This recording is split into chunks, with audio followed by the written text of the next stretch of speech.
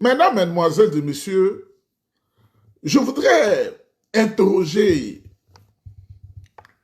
le RDR.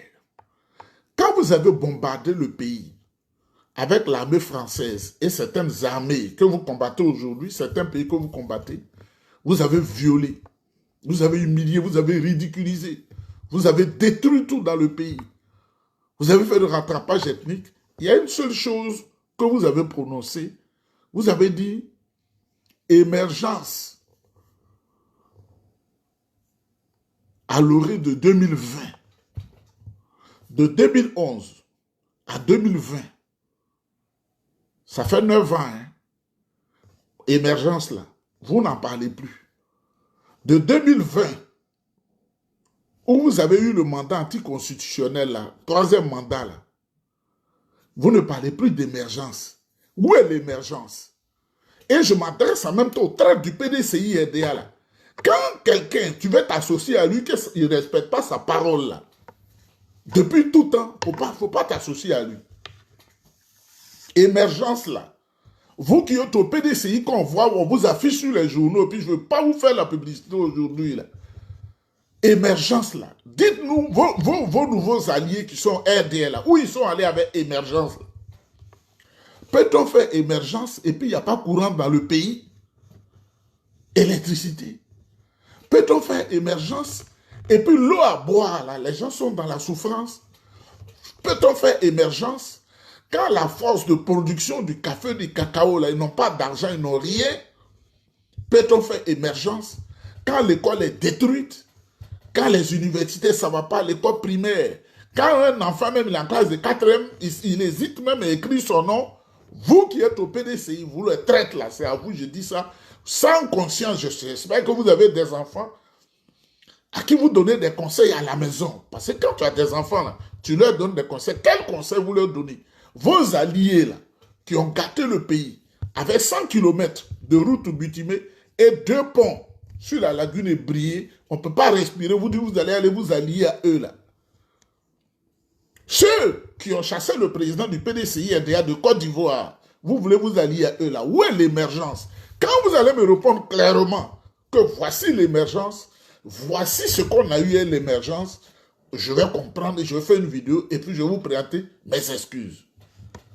Mais on ne peut pas se laisser manipuler tout le temps.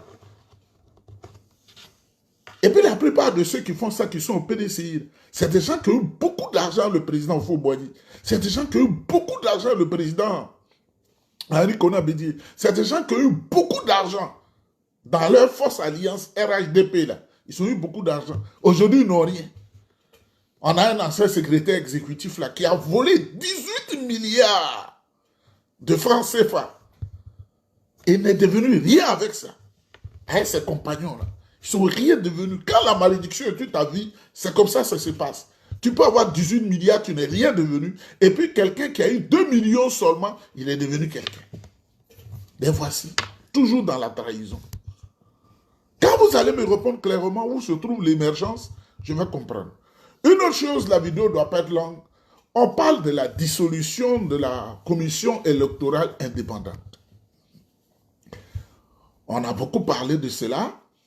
Eux-mêmes, ils sont gênés parce qu'ils savent qu'ils utilisent cette commission-là qui est dépendante des tricheurs. Regardez cette commission, son organisation. Et comme Koulibaly Kouibiet a fait du mal aux Ivoiriens, à l'État de Côte d'Ivoire, il a brisé l'organisation de la nation, alors j'apprends qu'on l'aurait nommé un pseudo-président du Conseil d'État en récompense. Vous savez, ce qui m'intéresse ici, il y a une télévision. Écoutez-moi très bien, il faut partager cette partie-là. En Côte d'Ivoire, les gens se mettent sur les plateaux de télé pour mentir aux pauvres populations qui souvent, je ne dis pas que les gens n'ont pas d'informations, ils ne sortent pas du pays. Aujourd'hui, avec les smartphones ou bien les moteurs de recherche, on peut tout savoir. Voilà un voleur aux États-Unis. Un voleur en Côte d'Ivoire qui a volé l'argent des gens, qui a fui, qui est allé aux États-Unis, qui n'est rien devenu aux États-Unis, qui maintenant, son seul métier, c'est d'être payé par le RDR pour fatiguer les oreilles des gens sur les plateaux télé. Kokoran Nzi, un misérable individu. qui prend l'exemple du Canada,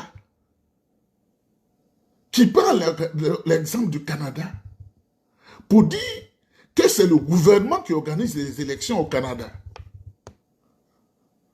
faisant référence à la dissolution de la commission électorale indépendante en Côte d'Ivoire et les élections qui doivent être organisées prochainement, selon eux, par le ministère de l'Intérieur. Monsieur Kokoran ici, comme tu n'es pas allé à l'école, tu es un idiot. Je sais que l'Africain a beaucoup de sorcellerie.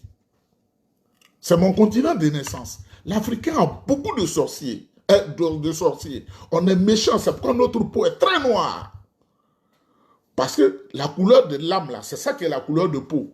Celui qui est mystique, qui t'observe dans le mystique, tu n'es pas différent de ce que tu es physiquement. Si tu es un Gbamlin, quand il te voit là-bas, c'est le Gbamlin. Il ne peut pas confondre avec quelqu'un qui est noir. Si tu es blanc, en haut là-bas, tu es blanc.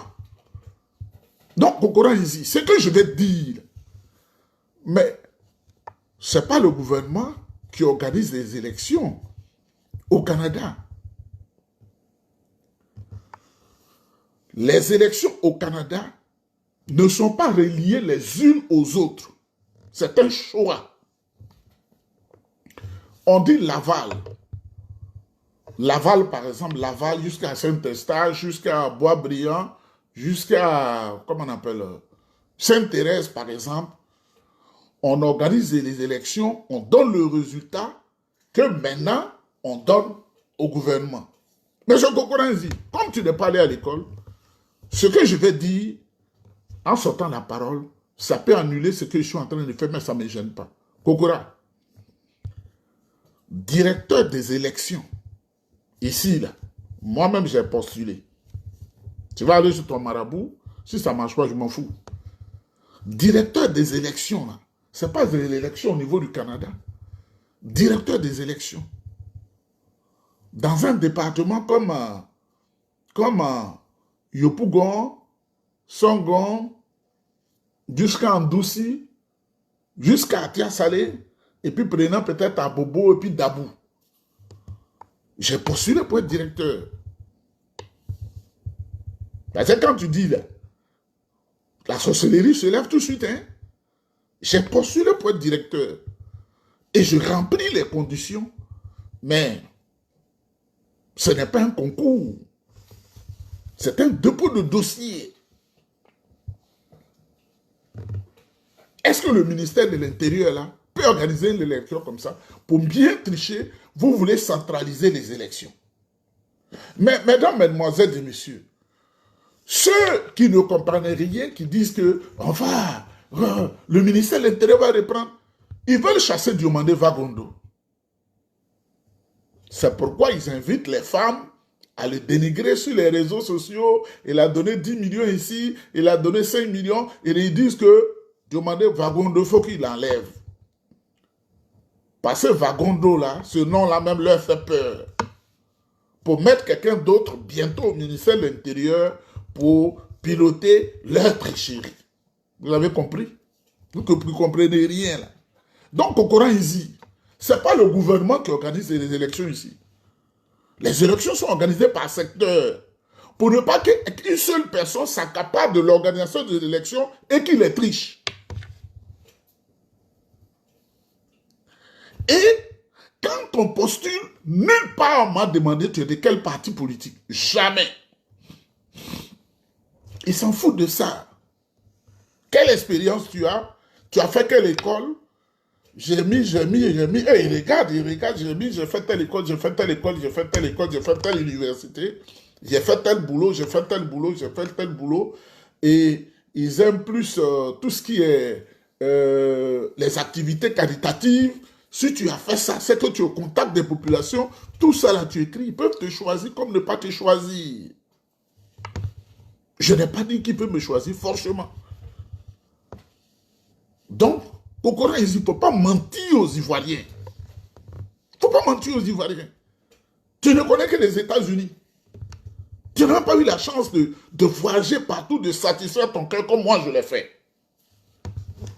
Quand en parlant, il est gonflé, il est gonflé. Mais on vous dit la vérité. Moi-même, là, j'ai postulé directeur des élections dans la MRC comment on appelle, Montréal Nord, Laval, quelque chose comme ça. Vous comprenez? De la rive nord, pas Montréal Nord, rive nord. La rive sud, c'est autre chose aussi. Rive est, c'est quartiers et ces villes là-bas. Et rive sud, tu aussi, ils sont organisés à leur manière. Comment on appelle Pointe-aux-Trembles, je ne sais pas quoi, tout ça. Eux aussi sont organisés à leur manière. Mais moi, j'ai postulé dans une zone donnée parce que tu n'as pas aussi le droit de postuler dans 2 zones. Ben, c'est très grand. Ils vont te prendre pour un fou. Nulle part on m'a demandé tu es de quel parti politique. On ne m'a pas demandé. Et Kokora s'assoit sur cette télé de mensonges-là, cette télévision 1000 collines, pour endormir les Ivoiriens. Et les gens acceptent cela. Si je suis sur ce plateau-là, j'allais le ridiculiser, le rendre comme néant. Tu as fait quelle étude aux États-Unis où tu es allé là-même pour fatiguer les oreilles des gens? Donc, la dissolution de la CEI, là, ils ont rapidement donné le poste du président président du Conseil d'État à Quibert. Vous allez apprendre, ils vont doucement, doucement, ils vont chasser Dumani Vagondo. Je vous le dis clairement. Ils vont lui dire d'aller être ambassadeur. On m'a dit déjà le secret. Va être ambassadeur, tu peux pas être là. Parce que le nom qui porte la Vagondo là-même, ils ont déjà peur de ça. Il faut mettre un nom à consonance de là où vous savez là, pour atteindre l'objectif. C'est la vérité. Donc, au Coran, dites-lui, Nyeba dit, il ne faut pas mentir, que Nyeba même a postulé pour être directeur des élections. On ne peut pas tricher, hein? On ne peut pas tricher. Parce que tous ceux qui t'entourent, là, si tu as été retenu comme directeur ou sous-directeur, tous ceux qui t'entourent, là, tu ne sais pas leur option politique, tu ne sais pas d'où ils viennent, tu ne sais pas leur conviction, comment tu vas tricher? Tu vas approcher qui vous dit que tu triches même. Chacun a son rôle. Mesdames, mesdemoiselles et messieurs, j'ai vu aussi il y a quelques jours des influenceurs de la diaspora, c'est à Paris, à l'Élysée, autour du président Macron. C'était le 29 avril 2026. Je crois un mercredi. L'Africain, là, c'est pourquoi je dis, le dossier qui est allé à l'ONU et dans lequel on parle de la traite des négrières comme crime contre l'humanité. Je ne suis pas contre cela. Mais en même temps que vous demandez aux pays forts comme les États-Unis, comme la Grande-Bretagne, comme l'Espagne, le Portugal, la France de reconnaître la traite négrière comme crime contre l'humanité, dans le document là, si vous aviez accepté de dire que les populations africaines sont associées au crime contre l'humanité, moi j'allais être d'accord. Parce que je n'ai pas une seule partie de la cola. Les Blancs restaient à la côte, ces négriers-là restaient à la côte, et ce sont des Noirs qui allaient dans les brousses, qui connaissaient les villages, qui attrapaient les Noirs pour les vendre. Je suis allé à Ouida, au Bénin. Vous savez que je connais très bien le Bénin. Je suis allé à Porto Novo. Il y en a qui vont dire, Ima, Cotonou. Cotonou, Toutoun, voilà, c'est mes plages ici. Et puis à droite, à gauche, il y a Cotonou, il y a comment on appelle, Porto Novo, il y a Sakété. La même histoire. Ce sont des Noirs qui ont pris leurs frères et leurs sœurs noirs pour les vendre aux Blancs. Je suis venu à Ouida, où ils font le grand vaudou, là. C'était pas curiosité, c'était la 4e fois que j'y allais. J'ai vu la porte de non-retour, où les Noirs, ils vendent leurs frères esclaves, et ils ont un grand arbre là-bas. Quand ils sont en train de partir, l'esclave, le Noir demande au Blanc, attends un peu, on va le faire tourner autour de l'arbre de l'oubli, il va oublier ce qui est derrière lui, il ne va plus reconnaître, c'est l'homme noir qui faisait ça. Ce n'est pas le Blanc. C'est l'homme noir qui vendait, et puis on lui donnait un miroir, ou bien un pagne, ou bien je ne sais quoi, parce que l'argent n'était pas trop en valeur. On lui donnait des bracelets pour mettre dans le bras. Donc, quand vous criez en tant qu'intellectuel, il faut qu'on condamne les pays occidentaux pour pratique de la traite négrière, il faut que vous incluiez dans le dossier que les Noirs sont responsables en premier de la traite négrière de l'Angola. des côtes du Cameroun, des côtes gabonaises, de la Guinée équatoriale actuelle, les côtes nigérianes, les côtes béninoises, c'était le Dahomey, les côtes togolaises. J'ai vu tout ça jusqu'au Ghana. Quand j'étais en Côte d'Ivoire, je suis allé à Sassambra. La même scène. C'est de ça qu'il s'agit. Donc, ces influenceurs-là, on les utilise. Ils les ont achetés. Ils les ont amenés à l'Élysée. Et je les ai vus sourire comme un chimpanzé qu'on habille dans une veste. Leur place même n'est pas à l'Élysée pour les tromper. Dans cette Afrique qui se bat, qui a fait 400 ans d'esclavage,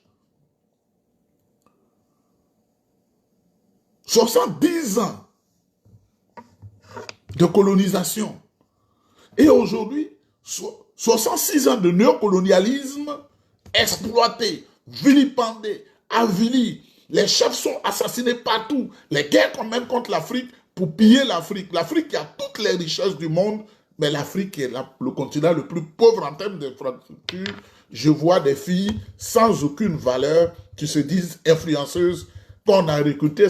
Ils ont contacté une et qui les a recrutées entre elles là-bas. Et puis, on les voit sourire comme des chimpanzés habillés dans une chose. Vous pensez que un chimpanzé, si tu le mets en veste, il devient un être humain, il reste toujours un chimpanzé. Des clochards, complices de la mort des Africains. Ils sont méchants. Mesdames, mesdemoiselles et messieurs, tout ne doit pas être long. J'ai appris une affaire qui m'a troublé l'esprit, qui m'a fait mal. L'affaire du capitaine Bafabien. Il n'est pas mort, ce que Chérif Ousmane dit, c'est faux. Il n'est pas mort dans un accident de circulation. Il a été liquidé. Il a été liquidé par ces faux types-là, sur ordre de la hiérarchie. Il n'obéissait pas à la hiérarchie, pas parce qu'il n'a pas le sens militaire. Il a le sens militaire. Mais ce sont des jeunes aujourd'hui qui ne peuvent pas accepter de se mettre dans une situation qui ne concerne pas la Côte d'Ivoire. C'est les jeunes intellectuels qui disent « Nous avons été formés, nous sommes payés par l'État de Côte d'Ivoire pour défendre la patrie, la Côte d'Ivoire. Notre mission n'est pas d'aller attaquer le Niger, notre mission n'est pas d'aller attaquer le Burkina Faso, pays frère.